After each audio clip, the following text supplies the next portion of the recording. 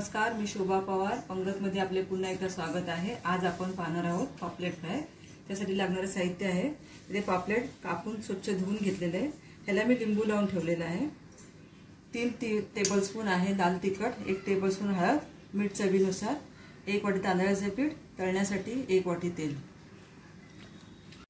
आता हे सर्व मसाले आपण ह्याला लावून घ्यायचे आहेत आणि हे अर्धा तासासाठी मुरायला ठेवून द्यायचं आहे.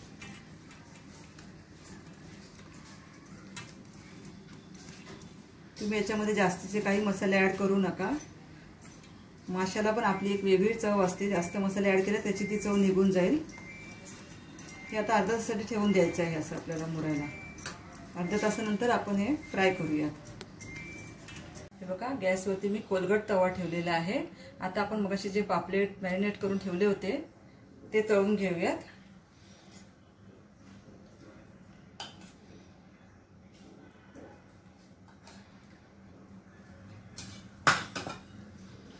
आज मध्यमच ठेवा. आता हे आपलं मच्छी पापलेट याच्यामध्ये घोळवून घेऊया पिठामध्ये तांदळाच्या आणि एक्स्ट्रा झाडून टाकूया.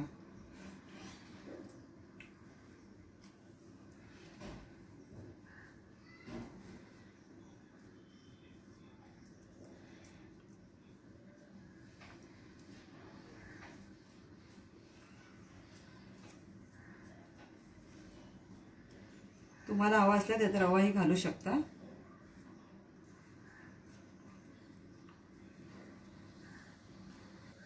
तेल तापलेलं आहे. आपलं पीठ लावलेले मच्छी तेलामध्ये सोडूया. डीप फ्राय करायचे आपल्याला. हे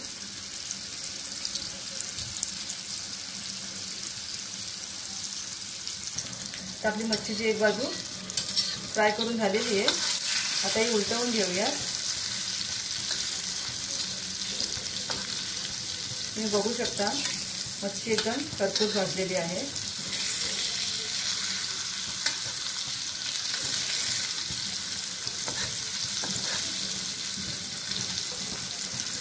हे बघा, आपले पापलेट तळून झालेले आहेत. हे आता काढून घेऊया आणि अशाच पद्धतीने मी माझे बाकीचे जे पापलेटचे पीसेस आहेत ते तळून घेते.